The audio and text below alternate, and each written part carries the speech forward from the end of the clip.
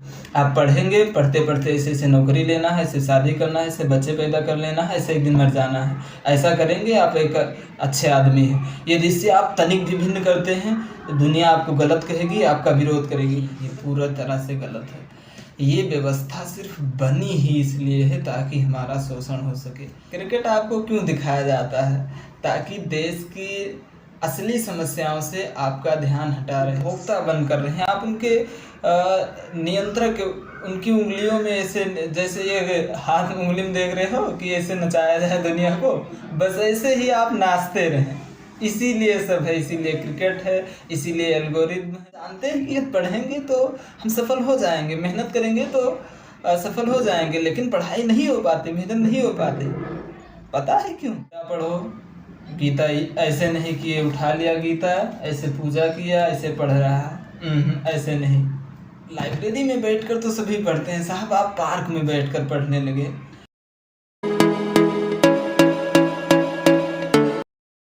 Please save your self from algorithm, please save your self from this world. वैसे हमें लगता है कि इस दुनिया में कुछ व्यवस्थाओं में थोड़ी कमी है, इसलिए हमें शोषण होता है। नहीं, ये पूरा तरह से गलत है। ये व्यवस्था सिर्फ बनी ही इसलिए है ताकि हमारा शोषण हो सके। आओ मैं रील्स के या फिर ऑनलाइन के एल्गोरिदम से शुरुआत करता हूँ। आप इंटरनेट पर कोई काम करने जाइए या फिर छोड़िए रील ही देखने जाइए, आप कोई अच्छी रील देखना शुरू करें या फिर कोई अच्छा काम ढूंढना करना शुरू करें। आप देखेंगे कि धीरे धीरे कैसे आपको रील में बझा लिया जाता है और रील में ऐसे कंटेंट आने लगते हैं जिनका कोई सार्थक अर्थ ही नहीं रहता। ऐसा भी तो हो सकता था कि जब आप सही काम करने ही गए हैं तो उनको रील्स ही दिखाना है, आपको एड्स ही देना है, तो आपको सही चीज़ें दिखाएं जो थोड़ी काम की हों। ऐसी चीज़ें क्यों दिखाता है जिनको कोई काम ही ना हो? और तो और यदि आप क्रिएटर हैं तो आपको पता होना चाहिए, यदि आप मीडिया पर, सोशल मीडिया पर, इंस्टा, यूट्यूब पर बकवास की चीज़ें डालते हैं, एल्गोरिदम आपको सपोर्ट करेगा। लेकिन यदि आप कोई अच्छी चीज़ें डालते हैं जो शायद कहीं ना कहीं जनता के हित में हो सकता है, एल्गोरिदम आपका सपोर्ट ही नहीं करेगा। आपको पता है कि ये क्लाइमेट चेंज क्यों नहीं सुधर रहा है? एक उदाहरण देता हूँ। आपको लगेगा ये काल्पनिक है लेकिन वास्तविक है। दुनिया में पानी प्रदूषित करने का एक कारण यह भी होता है कि चूँकि पानी प्रदूषित होता है तो इसमें सबसे बड़ा कारण दुनिया के उन 1% लोगों का होता है जिनके पास दुनिया का 99% पैसा है। मतलब जितने पूंजीपति अमीर लोग, एलन मस्क वगैरह, बिल गेट्स वगैरह, अंबानी, अडानी, ऐसे लोगों को ले लो। तो ये लोग जल को प्रदूषित होने से इसलिए भी नहीं रोते हैं कि जल प्रदूषित होगा तो आप स्वच्छ जल पिएंगे। स्वच्छ जल के लिए आप बिसलेरी की बोतल खरीदेंगे, और जब बिसलेरी की बोतल खरीदेंगे तो हमारा फ़ायदा होगा। ठीक ऐसे ही जनसंख्या वृद्धि को ये लोग सिर्फ इसीलिए सपोर्ट करते हैं। जनसंख्या बढ़ेगी, उसकी दवाई, खाना, कपड़ा, शिक्षा, दुनिया भर की चीज़ें हैं, सभी आप कहीं ना कहीं से खरीदेंगे, सभी ना कहीं से खरीदेंगे तो आप उपभोक्ता बनेंगे। और आप उपभोक्ता किसके बनेंगे? उन्हीं 1% पूंजीपति वाले लोगों के, उसी व्यवस्था के जिस व्यवस्था में हम जी रहे हैं। तीसरी बात क्रिकेट की लेते हैं। आपको क्या लगता है कि क्रिकेट सिर्फ खेल? हाँ, क्रिकेट एक खेल के तौर पर बहुत अच्छी चीज़ है, देश के गौरव की बात होती है। लेकिन अब क्रिकेट, यदि आप ये देखते हैं देश की गौरव की बात होने के लिए खेला जाता है, फिर क्रिकेट एक खेल होने की वजह से खेला जाता है, तो ये बिल्कुल गलत है, पूर्णतः गलत है। क्रिकेट आपको क्यों दिखाया जाता है? ताकि देश की असली समस्याओं से आपका ध्यान हटा रहे। यहाँ तक कि अभी ये पहलगाम हमले में जो युद्ध की सिचुएशन आई, ऐसे में भी मैंने लोगों के मुख से यह कहते हुए सुना है, IPL चल जाए अभी, सारी न्यूज़ का ध्यान उधर चला जाएगा, सब कुछ खत्म। तो सोचो, युद्ध के समय में भी राष्ट्र की सुरक्षा जैसे सेंसिटिव मुद्दों पर से भी आईपीएल अर्थात क्रिकेट आपका ध्यान हटा लेता है, तो सोचो देश की छोटी छोटी समस्याएं, आपकी छोटी छोटी समस्याएं, गरीबी, बेरोजगारी, भ्रष्टाचार, आपकी अशांति, दुख, पीड़ा, गरीबी, बीमारी, इनसे आपका कितना ज़्यादा ध्यान हटाया जाता है। मैंने एक पिछले वीडियो में यह भी चर्चा की थी, रील्स का भी एक बहुत बड़ा उद्देश्य यही होता है कि देश की असली समस्याओं से आपका ध्यान हटाया जा सके। प्रायः हम रील देखते समय यही सोचते हैं कि इससे बहुत ज़्यादा हमारा समय नष्ट होता है, यही हमारा नुकसान है, लेकिन ना, मुख्य नुकसान यही होता है कि आपकी समस्याओं से ध्यान हटा रहता है। वैसे सोचो, आप एक कड़ी मेहनत करके आते हैं, पसीना पसीना होते हैं, तो तब आप सोच सकते थे कि ये हमारी समस्या है ही क्यों। आप सरकार से बगावत कर सकते थे, सरकार से मांग कर सकते थे, कुछ उसके बाद संबंध में सोच सकते हैं, लेकिन ऐसे समय में आप क्या करते हैं, रील देख लिया, रील देखने में व्यस्त हो गए, सारी चिंता खत्म, सारी कुछ चीज़ें खत्म। तो सरकार या फिर पूंजीपति या फिर ये व्यवस्था रील्स को या फिर ऐसे एल्गोरिथम्स को बढ़ावा इसीलिए दे रही है कि ताकि आप उनके एक उपभोक्ता बनकर रहे हैं, आप उनके नियंत्रक, उनकी उंगलियों में ऐसे, जैसे ये हाथ में उंगली में देख रहे हो कि ऐसे नचाया जाए दुनिया को, बस ऐसे ही आप नाचते रहें। इसीलिए सब है, इसीलिए क्रिकेट है, इसीलिए एल्गोरिथम है, इसीलिए सेलिब्रिटीज़ हैं। आपको पता होना चाहिए कि सेलिब्रिटीज जितने भी हैं, इनके ऊपर हाथ कहीं ना कहीं उन्हीं 1% पूंजीपति लोगों का ही होता है। इनको पूंजीपति आपका आदर्श बना देते हैं पहले, फिर ये वो जो बताएंगे वही आप करेंगे। वो बताएंगे क्या, गुटखा खाओ, वो बताएंगे क्रिकेट में सट्टा लगाओ, और दुनिया भर की बातें, अश्लीलता, फर्जी की चीज़ें बताएंगे। तो कहीं ना कहीं समझो कि ये व्यवस्था है ही इसीलिए ताकि आपको गुलाम बनाया रखा जा सके। इसमें, इस व्यवस्था में कुछ त्रुटि की वजह से यह व्यवस्था खराब नहीं है, यह व्यवस्था है ही इसीलिए। और एक बात, तुमने कभी सोचा कि रील देखना गलत होता है, शराब पीना गलत होता है, टाइम से ना रहना गलत होता है, सुबह समय से ना उठना गलत होता है, मेहनत ना करना गलत होता है, लेकिन फिर भी आप ऐसा करते हैं। कभी ये सोचा नहीं कि कितनी मूर्खतापूर्ण बात। हम जानते हैं कि ये पढ़ेंगे तो हम सफल हो जाएंगे, मेहनत करेंगे तो सफल हो जाएंगे, लेकिन पढ़ाई नहीं हो पाती, मेहनत नहीं हो पाती। पता है क्यों? इसके खैर 2 कारण है, इसमें 100% पूंजीपति नहीं है, ऐसा नहीं कि सभी का कारण नहीं है। एक तो अज्ञानता होती है, या फिर जिसे माया कहते हैं, अध्यात्म का काम इसी का होता है।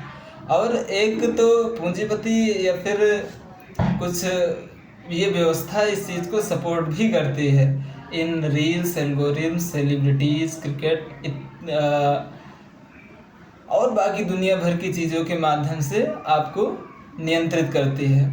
एक प्रयोग करना, कभी तुम कोई ऐसा काम करके देखना जो सामान्य दुनिया नहीं करती है।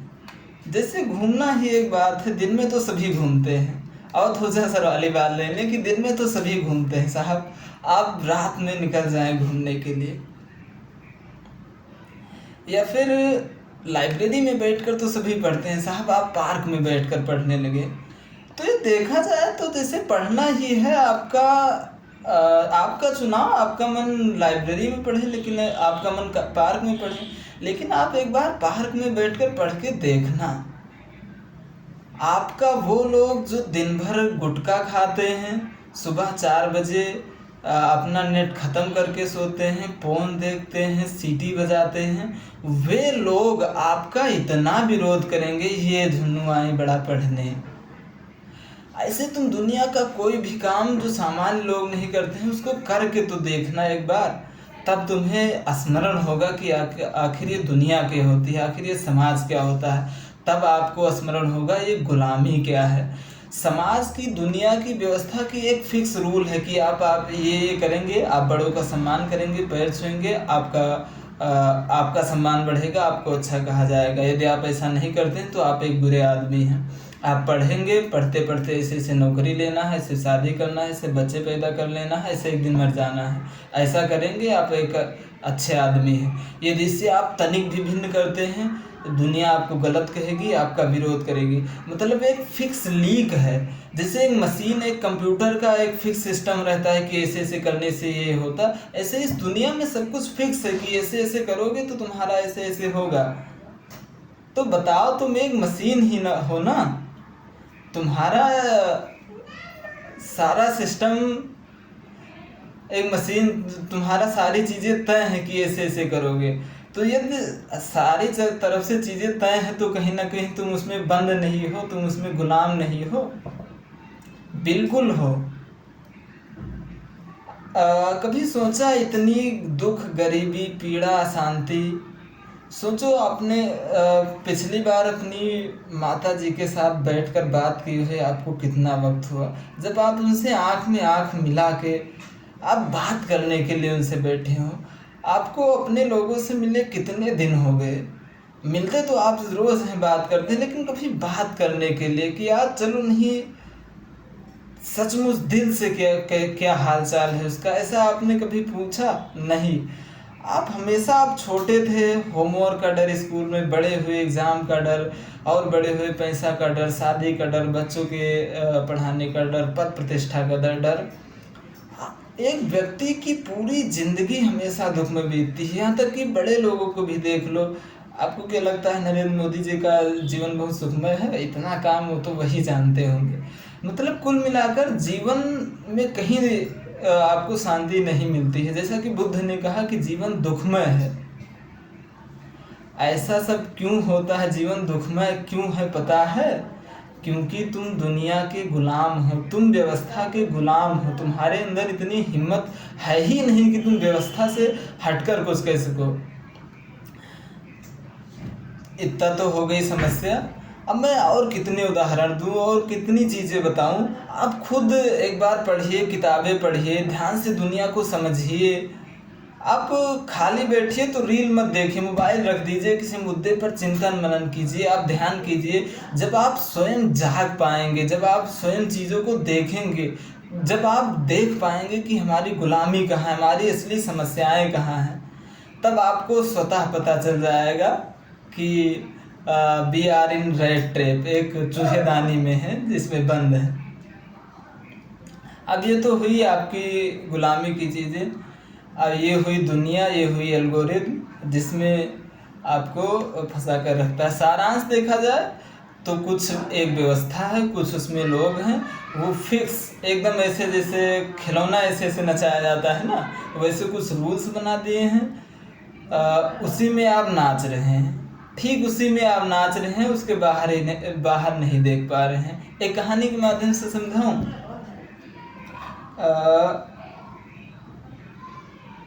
खैर छोड़िए, लंबी हो जाएगी, कहानी नहीं समझाएंगे। तो आप मानकर चलिए कि कुल मिलाकर आपकी दुख की पीड़ा शांति का कारण यही है कि आप पूर्णतया गुलाम हैं। ये तो चीज़ हो गई आपकी गुलामी। अब चलिए इसका इलाज सुनते हैं। इलाज इसका यही है, छोड़ो पद, छोड़ो प्रतिष्ठा। मृत्यु तो एक दिन आपसे सब कुछ छीन ही लेगी।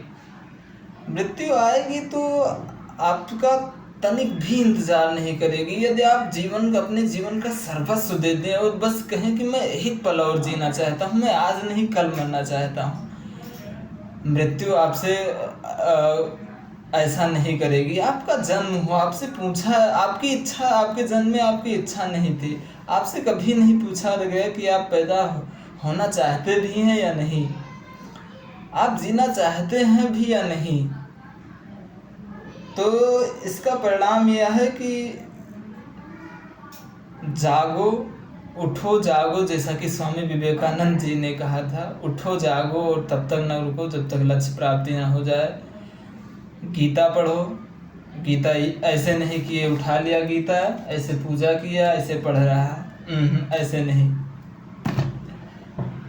गीता मैं तो सीधा सा कहूँगा, आचार्य प्रशांत से अच्छा इस समय गीता कोई और नहीं पढ़ाता है। आचार्य प्रशांत के गीता सत्रों से जुड़िए, आप ध्यान कीजिए, हार्टफुलनेस मेडिटेशन कीजिए, आप ज़्यादा से ज़्यादा किताबें पढ़िए, महापुरुषों को अपने जीवन में उतारिए, ताकि आप जाग सकें, आप दुनिया को देख सकें। यही एकमात्र हल है बंधु, और कोई हल है नहीं। खैर, यदि मैं कहीं कुछ ज़्यादा बोल गया हूँ तो उसके लिए क्षमा प्रार्थी।